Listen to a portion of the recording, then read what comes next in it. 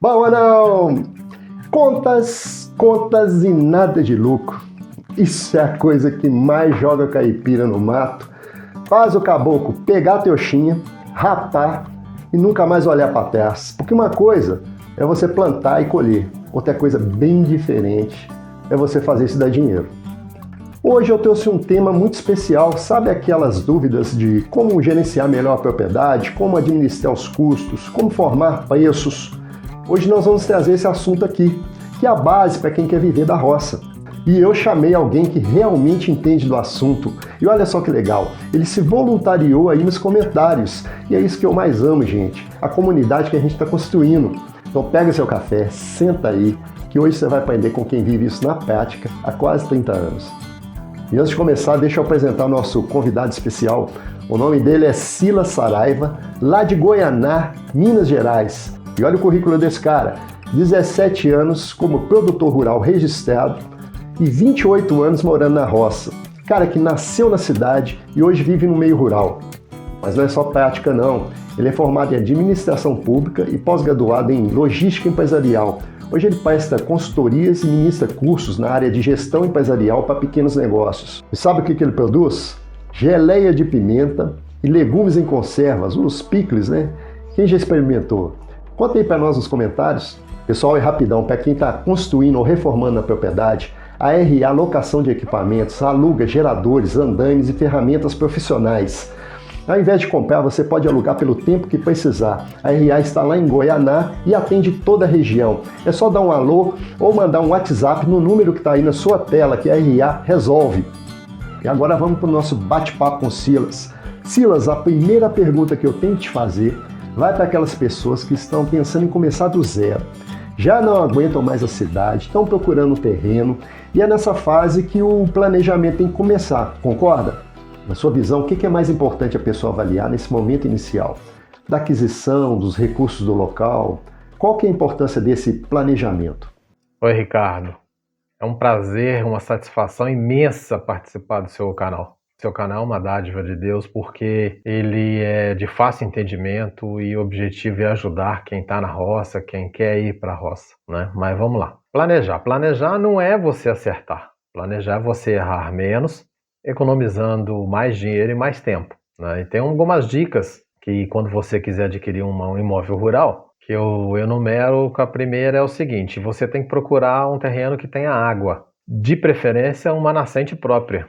Por quê? Porque na rota dessa água você não corre o risco de contaminações, né? Você não depende da boa vontade de um vizinho de às vezes travar essa água ou não travar. No meu caso aqui, eu tenho água que vem de outra propriedade, que graças a Deus eu não tenho problema, e eu tenho água de subsolo, que são 2 poços semi-artesianos e uma cisterna que abastece a casa também. Mas aí já depende da eletricidade. Outra coisa é você procurar terreno, né, rurais na época da seca. Por quê? Porque na época das águas, você tem muita água, né? E na época da seca você vai saber o real volume de água que esse terreno produz. E tomar cuidado, que na época da seca você vai comprar um terreno que tenha casa ou não, você vai achar um terreno de novela, limpinho, bonitinho, porque na seca não tem crescimento de mato e tudo mais. Quando chega a época da chuva, chuva e um solzinho, pronto, o mato sobe e você fica desesperado. Outra coisa é você buscar no cartório de registro de imóveis a escritura desse terreno, a matrícula desse terreno. Esse terreno é registrado, ele não está hipotecado, ele não está alienado, fugir do contrato de compra e venda. Esse terreno, você tem que ver o acesso à cidade mais perto, né? A estrada é boa, é curta, vai dar para passar na época da chuva, vai dar para escoar minha produção. Quais são os empecilhos dessa estrada? A prefeitura faz uma boa manutenção. Não dependa de políticos, não dependa de prefeitura, tenta fazer tudo independente, né? Quanto mais independente é melhor, porque na ausência de qualquer destes, você vai estar sozinho, né? Você gravou um vídeo que realmente é verdade, né? Você e Deus, né? Às vezes você tem um funcionário, contrata um funcionário, o funcionário falta, é um monte de problema. Qual a distância da cidade mais perto que você vai escoar o que você produziu, ou seja, você vai vender, né? No meu caso aqui, eu moro numa cidade de 3 mil e poucos habitantes residentes que não tem consumidor num grau maior. Eu tenho uma cidade de 40, 44 quilômetros, lá sim, lá consome, né? E o segredo é você entregar sua produção o máximo que você puder no lugar, mas você tem um problema do atravessador, além da fiscalização. Uma fiscalização te pegar, ela te toma tudo. Outra coisa é o seguinte, na cidade que você reside, você tem mão de obra de parte elétrica, de parte hidráulica, você entende um pouco, eu entendo muito, mas tudo autodidata. Eu comecei a ver isso por necessidade. Então, essas são algumas dicas iniciais, mas né, as variáveis são muitas, tem muitas outras dicas. Para começar, eu acho que o importante é isso. Isso que o Silas falou é ouro, gente. Para quem está começando, avalie muito bem as suas opções. Eu sei que terra está caro e às vezes você encontra uma propriedade mais em conta, mas pode ficar limitado ou então gastar uma fortuna com infraestrutura. Avalia direitinho, porque tem coisa que dá para a gente contornar e tem coisa que não tem jeito. E agora vem uma aula de economia rural que ninguém te deu. Silas, vamos tratar de um assunto que assusta muita gente. Lucratividade, rentabilidade, custo fixo, custo variável, custo-benefício. O que são essas coisas e como é que o produtor usa isso no dia a dia? Ricardo, com a sua pergunta, nós vamos entrar numa questão crucial para um negócio, para o empreendimento, para a produção, para tudo. Por quê? O produtor ele tem que entender o que está acontecendo com o negócio dele, com o empreendimento dele. Está dando lucro, está dando rentabilidade, né? Eu estou pagando para trabalhar, eu não estou vendo no final do mês, então tem que enxergar para saber aonde que está o erro. Tem um caso aqui para ilustrar, que eu fui numa loja de artesanato na cidade vizinha que eu vi uma toalha bordada a R$14,90 e eu perguntei à pessoa lá quanto tempo que ela demorava para bordar. Ela fez uma estimativa de 8 horas. Baseado no valor que ela queria ter um salário, né, que não era muito, fiz a conta da hora trabalhada. Multipliquei e somei o valor que ela passou para mim do material gasto. Valor de custo da toalha, R$49. Ela estava vendendo a R$14,90. E eu falei com ela, você tem noção disso? Ela falou, mas se eu colocar 49 eu não vendo. Eu falei, então não faça, porque você está tirando do seu bolso, você está perdendo o seu tempo para vender um produto que está bem aquém do valor que ele vale. Ah, o artesanato é desvalorizado, o artesanato é valorizado. Não importa, importa é você entender o que está acontecendo com o seu empreendimento. Então, muitas das vezes, um produtor escolhe, vou mexer com uma mandioca, né? Vou plantar a mandioca, vou vender a mandioca inteira. Coloca os custos no papel, aí vai, vende, porque chega no final do mês e fala assim, eu não estou entendendo o que está acontecendo com o meu empreendimento, que esse negócio não vai para frente. Vou vender isso, que essa terra não dá nada. Então precisa descobrir o que vai fazer e entender o que está acontecendo realmente, como gerir esse empreendimento. Então vamos lá. A rentabilidade é o tempo de retorno do que você investiu. Vou dar um exemplo. Eu comprei um fogão e um liquidificador para fazer geleia. Aí eu gastei R$500. Se eu tenho lucro líquido, ou seja, se eu peguei o dinheiro que sobrou depois das despesas pagas, peguei esse lucro a R$50 por mês, vezes 10 meses, 50 por mês de lucro, vezes 10 meses, vai dar R$500, pagou. Entendeu? O tempo de retorno desse dinheiro que eu investi, esses R$500, foram 10 meses.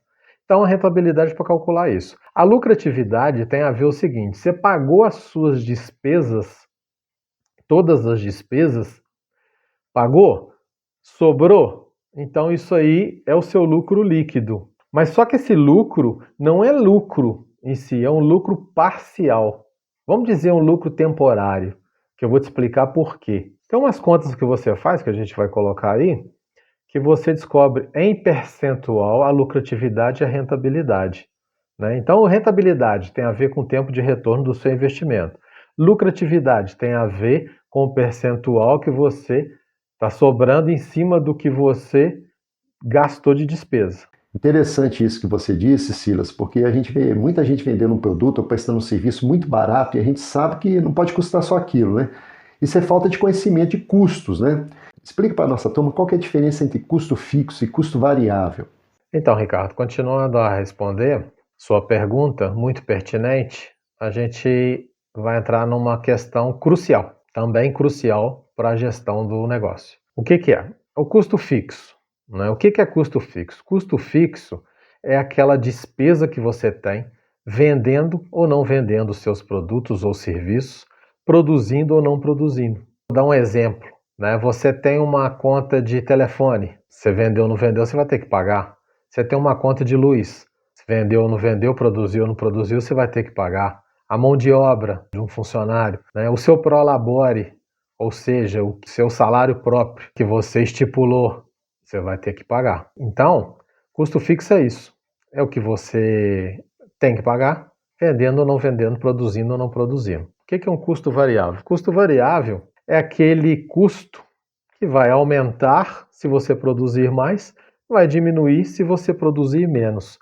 Geralmente, quem paga o custo variável é o consumidor. Então, vamos lá dar exemplos de custos variáveis. Eu vou produzir a geleia de pimenta, vidro, tampa, gás, açúcar, a pimenta. Hoje eu tenho um cálculo aqui que eu faço o seguinte: o Silas que produz pimenta vai vender para o Silas que produz a geleia, né? Só estou fazendo a divisão para vocês entenderem. Então, eu tenho um custo de produção e eu tenho o custo de produção da pimenta, de plantio, trato, de manejo e tudo mais. E eu tenho o custo da produção da geleia. Então, eu fui comprar matéria-prima, que era a pimenta, eu não plantava, achei mais barato, foi R$ 90 o quilo da pimenta in natura, ou seja, ela sem sofrer nada, processo nenhum. Fui numa cidade mais distante um pouco, que produz molde de pimenta, é pioneira nisso, eles me venderiam a preço bem barato, mas seria triturada. Aí eu não quis. Por quê? Porque eu ganho na qualidade. Nós vamos ver lá na concorrência isso. Se está triturando, me entrega triturado, vai vir galho, vem larva, vem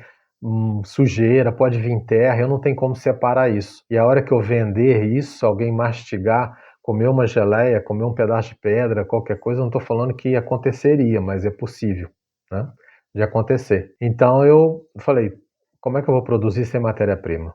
Os legumes em conserva não dependem só da minha produção, que é muito pequena, né, dos legumes dos picles. Eu compro de produtores, compro produtores orgânicos, porque tem clientes que querem picles orgânico, com vinagre de maçã, orgânico. Então esses custos variáveis entra tudo que você imaginar. Somou tudo, você montou seu preço de custo, correto? Então, custo fixo, você paga vendendo ou não vendendo, produzindo ou não produzindo. Custo variável, se você produzir, você paga o custo variável. Se você não produzir, não paga. Mas se você não produzir, você tem despesa fixa para você pagar. Então a diferença dos dois é essa.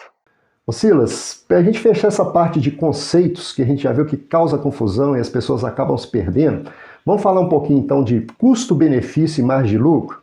O que é o custo-benefício? É o que você vai gastar, vai te beneficiar, vai aumentar a sua produção, vai otimizar o seu tempo, ou seja, vai diminuir o seu trabalho, vai diminuir o seu tempo, porque quanto mais você diminuir o seu tempo dedicado a uma atividade, vai sobrar mais tempo para você dedicar a outra, porque o pequeno produtor rural, ele tem muito o seguinte, ele planta uma mandioca, ele planta um chuchu, ele planta uma pimenta, ele planta uma abóbora, ele planta isso, ele planta aquilo, ele cria galinha, né? Ele cria um peixe, então é bem diversificado. Então, quanto mais você automatizar, ou seja, vamos supor, você coloca um temporizador para acionar uma irrigação por gotejamento, que você pode deixar aquilo trabalhando, pode virar as costas e descer para cuidar de um galinheiro, limpar um galinheiro, colher uns ovos, fazer coisas de casa, almoço, essas coisas todas. Então, quanto mais você investir e te trouxer retorno, aumentar a sua produção, isso o custo-benefício é adequado. Margem de lucro. Veja bem, vou dar um exemplo simples. Você produziu uma geleia de pimenta, estou falando muito de geleia, de conserva, você pode adequar isso, adaptar isso a qualquer coisa. Plantio de mandioca, pêssego, chuchu, o que você quiser. E serviços também, porque às vezes você está aqui, mas você tem uma roçadeira, você fala, vou prestar um serviço para roçar lá no vizinho, e vou cobrar a hora. Então a margem de lucro o que é? Para produzir um vidro de geleia, você gastou R$10, estou dando um exemplo. Mas você vendeu por 15, então você está ganhando R$5 livre, né? Então muita gente acha assim, opa, estou lucrando R$5. Não. Lembra que eu falei do lucro temporário, é um lucro parcial? Cada R$5 que você ganha em cada vidro vai contribuir, por isso que se chama margem de lucro, margem de contribuição. Vai contribuir para pagar os seus custos fixos. Então vamos supor, se você ganha R$ 5 em cada vidro de geleia e você tem uma despesa,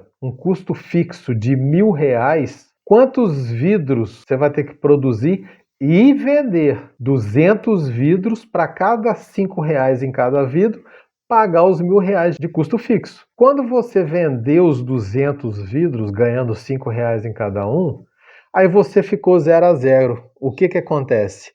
Você entra em ponto de equilíbrio. O que é esse ponto de equilíbrio? Suas despesas, seus lucros, tudo pagou, zerou, entendeu? Mas desde que tenha o seu prolabore, o seu salário lá no custo fixo, né? Porque tem que pagar ele também. Então a margem de contribuição, né? Eu falei errado, desculpa. A margem de contribuição é cada lucro que sobra para você pagar. Agora vamos dizer, você vendeu os 200 vidros a R$ 5, ganhando R$ 5 em cada um. Você teve uma margem de contribuição, aliás, de R$ 5 em cada vidro. Então, no final, sua margem de contribuição deu R$ 1.000. Quanto você tem de despesa? R$ 1.000, 0 a 0. Mas você vendeu 201 vidros. Então, os 200 pagou seu custo fixo, mas sobrou um vidro, sobrou R$ 5. Sobrou com tudo pago? Sobrou. Aí você tem o lucro de R$ 5. Você vendeu 199 vidros, faltou um para pagar os R$ 1.000, você teve prejuízo de R$ 5. É aí que você calcula o lucro ou prejuízo, só a partir daí. Agora, a lucratividade e rentabilidade é percentual, não é o dinheiro mesmo, não. Ficou claro? Então, essa margem de contribuição que as pessoas entendem que é lucro. Ah, eu estou lucrando, mas peraí, você tem que pagar. Mas e quem vai pagar os materiais? Você não gastou R$ 10 e vendeu por 15? Esses R$ 10 que você gastou para produzir são os custos variáveis. Quando você receber do seu cliente, do seu consumidor, você vai receber R$ 15. R$ 5 vai para contribuir para pagar os custos fixos e R$ 10 pagar o que você investiu, entendeu? Então é o custo variável. Quem paga o custo variável? O próprio cliente. Só que você tem que estabelecer meta. Você tem que vender tantos vidros para pagar seus custos fixos. E um pequeno produtor, geralmente, ele estabelece meta de margem de contribuição. Eu preciso ganhar tanto na venda da mandioca descascada, eu preciso ganhar tanto na geleia de pimenta, eu preciso ganhar tanto na caixa de alho, eu preciso ganhar, entendeu? Aí você faz um somatório para pagar o importante é você pagar esse custo fixo. Agora, atento às adversidades, clima, muita chuva, por isso que você tem que ter o conhecimento mesmo de plantio, de cada cultura, para você não comprometer a sua produção. Ô Silas, eu fui pesquisar o mercado de leite e eu perguntava para o pessoal se leite dava lucro. E a maioria me respondia que leite não dá prejuízo não. Até o senhor que eu paguei a propriedade dele aqui, me contava que com o leite ele pagava o empregado e a moça que arrumava a casa para ele. Mas e o lucro? Você entra numa atividade, contrata funcionário, corre todo o risco para ficar no 0 a 0? Essa questão de ficar 0 a 0, isso é muito relativo. Veja bem, você tem o seu prolabore, né, nos seus custos fixos, na sua despesa fixa. Você tem o seu salário. Se pagou seu salário, pagou todas as despesas, maravilha. Mas e vamos dizer que é uma bomba? Eu preciso da bomba para irrigar. E aí? Ou você tira do seu prolabore, se você não conseguiu pagar o seu salário, você vai tirar de algum lugar, pegar emprestado, algum jeito você vai ter que dar. Ou você faz lá na sua despesa fixa, você faz um fundo de reserva. Você vai ter que vender mais para ter um fundo de reserva. Igual condomínio de prédio. Condomínio de prédio, o que acontece muito? A gente vai pintar o prédio. Então vamos começar a fazer um fundo de reserva para essa despesa. Só que na área rural, eu vi um ditado esses dias que é o seguinte: área rural, roça é igual montanha-russa, sem trilho. Ou seja, tem seus altos e baixos e às vezes te tira do rumo. 0 a 0, eu não aconselho ficar não. Gente, guarda isso que o Silas falou. Eu mesmo já confundi lucratividade com rentabilidade. São termos técnicos, mas a gente precisa entender isso para entrar na próxima pergunta, que é onde o calo aperta. Tem muito produtor vendendo sem nem saber se está dando lucro. Acha que está ganhando, mas não sabe nem quanto que gastou. Como é que a pessoa não chuta um valor, Silas, e garante que vai ter lucro? Quanto que eu vou cobrar, né, do meu produto? Como é que eu vou fazer isso? O mais importante na precificação é você levar em conta tudo que entra como gasto. Outro exemplo, porque eu estou dando exemplo de geleia de pimenta porque é minha praia, né? Então vamos lá. Geleia de pimenta, açúcar, a pimenta, o gás, quanto que eu gasto de gás, né? É fácil de você fazer. Se um botijão de gás de 13 quilos, ele dura para mim 30 dias, com 4 horas por dia, quanto que gasta para fazer uma geleia? O vidro, a tampa do vidro, o gás para esterilizar o vidro, o tempo que eu gasto. Por que você tem que colocar a mão de obra dentro do preço de cada unidade que você produzir, ou seja quilo, ou seja unidade, o que for, e você tem que colocar o seu prolabore? Você está ganhando 2 vezes? Não. Por quê? Porque se você tem o seu preço de mão de obra embutido no preço do seu produto, se você não puder, ou se a pessoa que faz para você não puder, você vai ter que contratar outro. Você não vai precisar tirar do seu lacre, soprador térmico, para fechar o lacre, o tempo que eu faço para fechar a vácuo. No caso de um congelado, quanto tempo que esse congelado vai ficar no freezer? Quanto que ele está consumindo de energia elétrica? Põe uma coisa na cabeça de vocês que é o seguinte: quanto mais tempo isso ficar parado em estoque, pior é para a empresa, né? Você mede muito pelo estoque. Então, preço. Quanto que eu cobro para eu levar para uma cidade, transportar, buscar matéria-prima se eu não tiver aqui? Eu não vou julgar, tem muita gente que faz o seguinte, eu tô com uma parceira agora, que eu jogo 40%, parceira de queijo, que não é minha praia, mas a gente está fazendo uma parceria. Eu jogo 40%. Por que joga 40% em cima do custo? Como assim, né? Então, quando tem pessoas que vendem a minha geleia 285 gramas, vende por R$19, ela está vendendo por 26. Vende, pode até vender, mas você tendo qualidade, tendo preço, né? Então o preço, ele só importa uma coisa, você não perder nada, né? Uma vez eu mandei fazer umas janelas de duro-alumínio aqui para a cozinha da minha casa, cheguei lá na serralheria, o rapaz estava raspando lá, aí eu vi umas raspas de alumínio no chão. Falei, isso aqui é da minha janela? Eu falei, por que você precisa raspar? Para chegar tal no esquadro, papá. Você vai me cobrar isso? Ele falou, não, isso aí é lixo. Eu falei, não, como é que você compra alumínio? Eu compro por quilo. Ué, então esse lixo aqui, quem vai pagar vai ser você, entendeu? Então o preço, você tem que colocar tudo que você no custo variável para você saber o custo. A partir daí que você soube todos os custos, todos os gastos que você teve de cada ingrediente, embalagem e tudo mais, você vai e vê na concorrência o preço da pessoa ou do mercado. O mercado geralmente é difícil de competir porque ele compra no atacado, né? E compra grande quantidade num preço melhor. Então, ele joga o preço lá em cima e você, quando você vai ver o seu custo, o preço é mais ainda, maior ainda. Então, você faz uma pesquisa de mercado. Se o seu produto tiver mais barato, você pode chegar no preço que o mercado está. Se o seu produto tiver acima do preço de mercado, você tem que traçar estratégias de concorrência, né? Então, a precificação é você não esquecer detalhe nenhum no preço, porque senão quem vai pagar vai ser você e do seu bolso.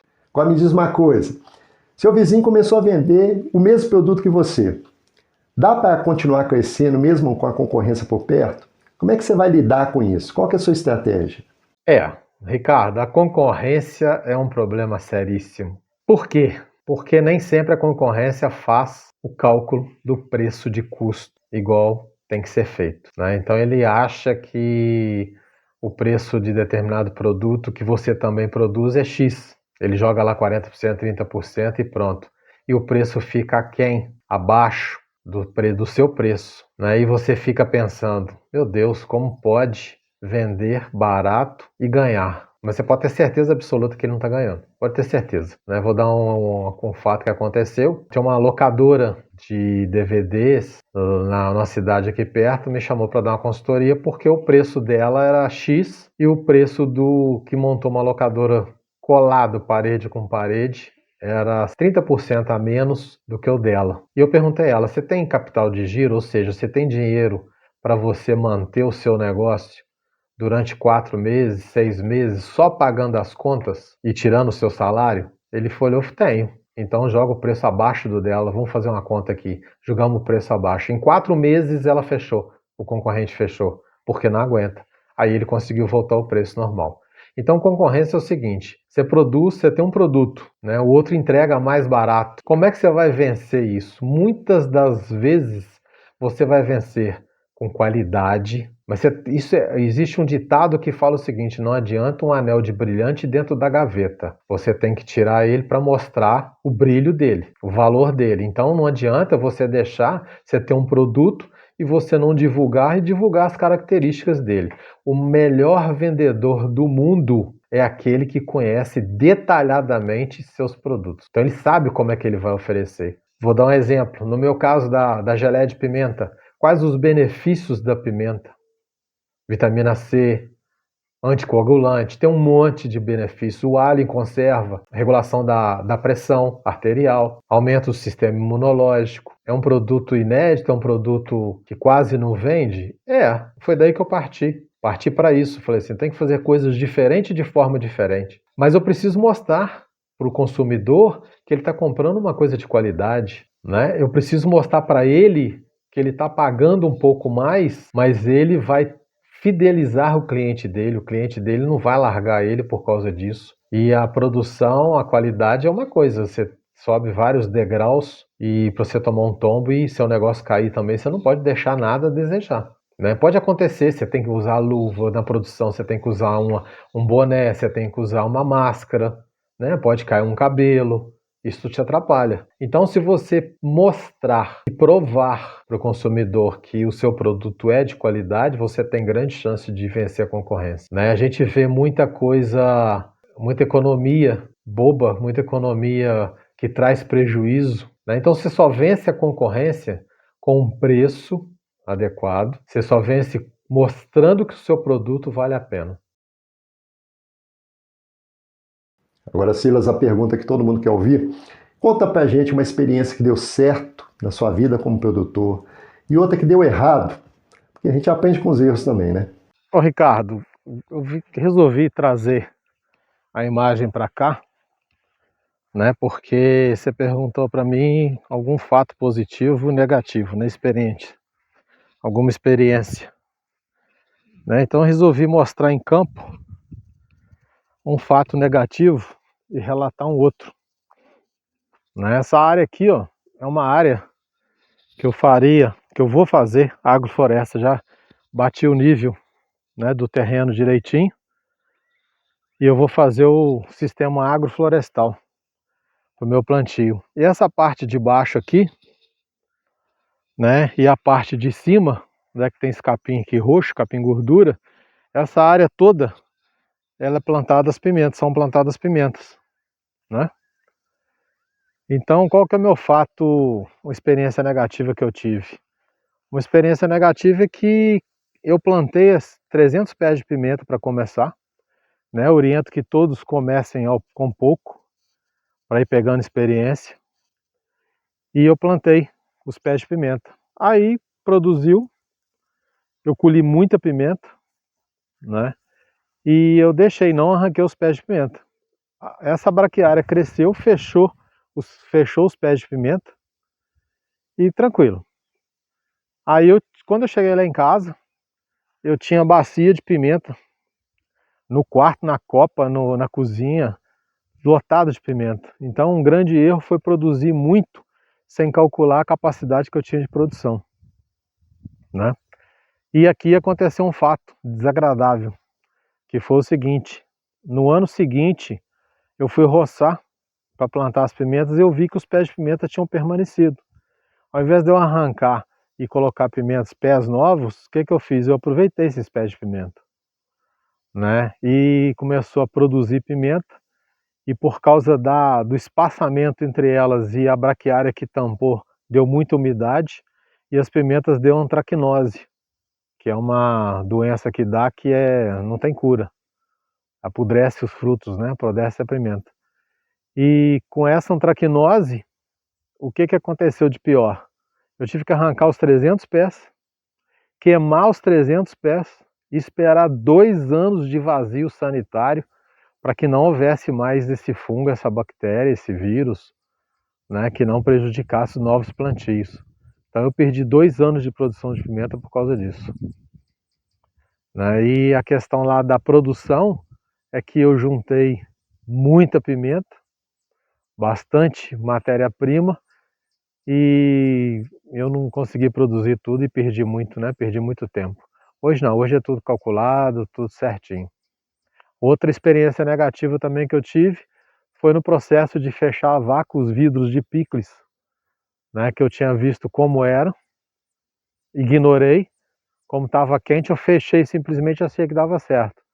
Foram mais de 500 vidros que eu tive que jogar fora, porque fermentou, entrou ar, fermentou e deu muito botulismo, poderia dar botulismo, tive que jogar tudo fora. Tive que jogar fora, jogar as tampas fora, aproveitei só o vidro, porque o vidro é esterilizado, né? Então essa é a experiência péssima que eu tive. Agora, como experiência positiva, é a satisfação que quando você produz, planeja, né, produz direitinho, produz certinho, tudo dentro do cálculo, você calcula a sua capacidade de produção, porque não adianta você produzir muito e você não ter uma capacidade de produção, ou seja, não adianta eu plantar 500 pés e conseguir produzir 100 vidros por dia só, né? Então eu preciso entender minha capacidade de produzir, o tempo que eu tenho para produzir, né? Aí depende de eu comprar a embalagem e na outra cidade comprar a embalagem, voltar, né? Parar, colher, lavar para depois triturar, beneficiar, né? Cozinhar, aquela coisa toda. Então eu preciso calcular minha capacidade de produção. Então não adianta você falar assim, eu vou plantar tanto, vou viver disso, sendo que sua capacidade de produção, seu tempo é limitado. Gente, que entrevista rica. Silas, muito obrigado por compartilhar sua experiência. E pessoal, vocês viram como é que é importante o conhecimento técnico e o prático? Quem quiser entrar em contato com o Silas para uma consultoria ou para um curso, eu vou deixar o e-mail dele aqui na descrição do vídeo. E eu gostaria de fazer um convite para os nossos inscritos. Quem quiser compartilhar o conhecimento, gente, as portas estão abertas. Se você tem alguma habilidade, alguma técnica, por que não compartilhar? Pode entrar em contato comigo no e-mail que está aí na descrição do vídeo, que eu vou ter o maior prazer em avaliar o seu tema. Inclusive, nós vamos em breve ter a participação de um outro canal aqui no Caipira da Cidade. Eu acho que o bate-papo vai ser tão produtivo quanto esse que nós tivemos com o Silas. E vamos agora para o nosso Macete Caipira e depois para a nossa prosa com a turma. Bom demais, sou! E hoje no Macete Caipira eu vou apresentar para vocês essa árvore aqui, que é lendária no Cerrado, o barbatimão. E quem já viu essa árvore por aí sabe que tem muita história. E eu não vou contar aqui para que as meninas usavam isso antigamente, mas eu tenho certeza que alguém vai contar isso aí nos comentários. E por que é importante a gente conhecer essa árvore? Porque ela é um excelente cicatrizante, adstringente natural. Bora lá? E olha só as características para não errar. A casca é escura, grossa e tem umas fissuras. As folhas são pequenas, foscas e compostas, quer dizer, tem várias folhinhas numa haste só. E o fruto dela é uma vagem pequena, dura e marrom. Aqui na minha região ela gosta de solos pobres e secos. E atenção, se você for usar a casca da árvore, retire só de um lado, para dar a chance dela cicatrizar. Se você anelar a árvore toda, ela vai morrer.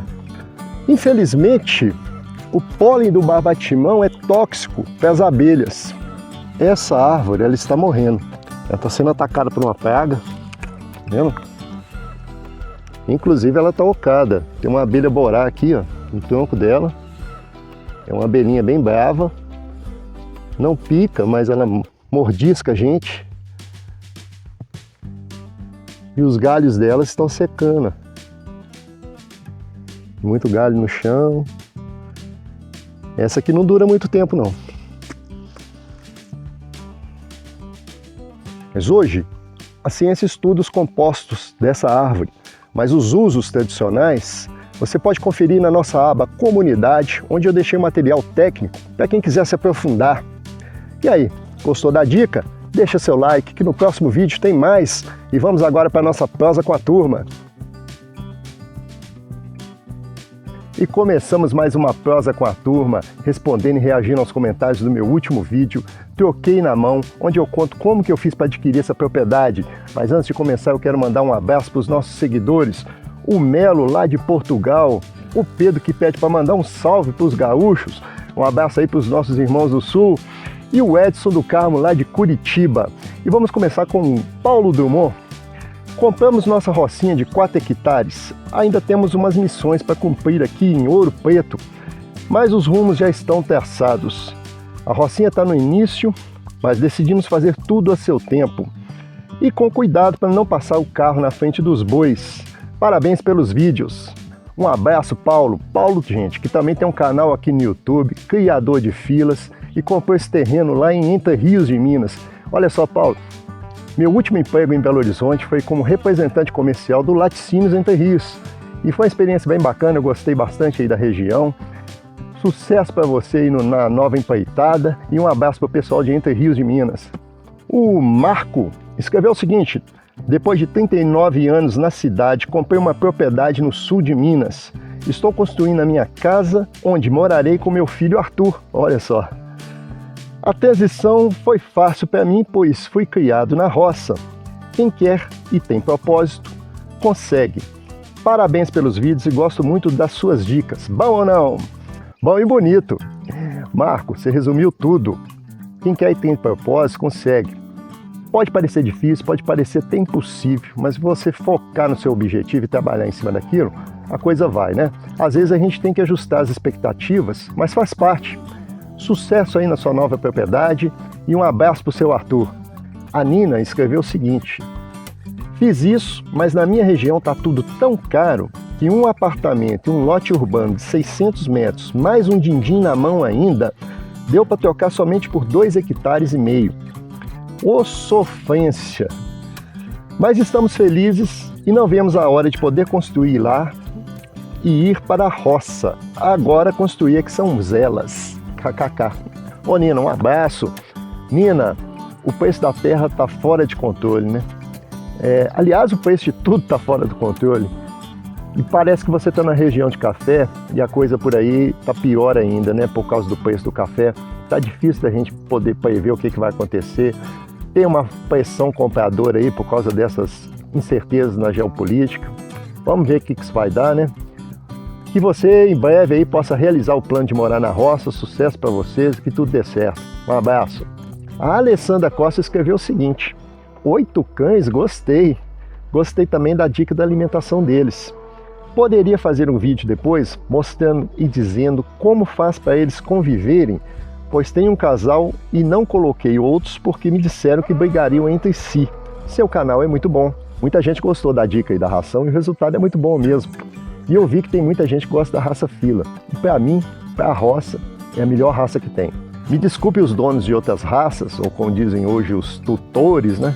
Mas o fila é um cachorro extremamente dócil com o dono, fiel, valente, tem porte, põe moral, não aceita gente estranha. Isso inclusive é um problema, porque para alimentar eles é só eu ou então a minha esposa. Nem a minha mãe, que conhece eles desde pequenininho, eles não aceitam. E se eu tiver que viajar aqui e ficar alguns dias de fora, isso é um problemão. O fila, ele não tem medo de bomba, não tem medo de tiro, não tem medo de foguete. Para mim, é a raça mais top que tem. Agora, são extremamente territorialistas. Eles não aceitam outro cachorro de fora aqui, não. Inclusive, às vezes, alguém traz uma fêmea para cruzar e aí eu tenho que prender as outras fêmeas, senão o pau quebra.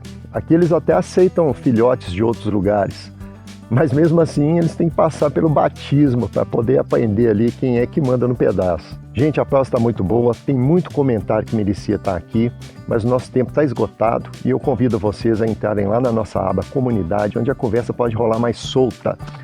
Fiquem com Deus e até o próximo vídeo.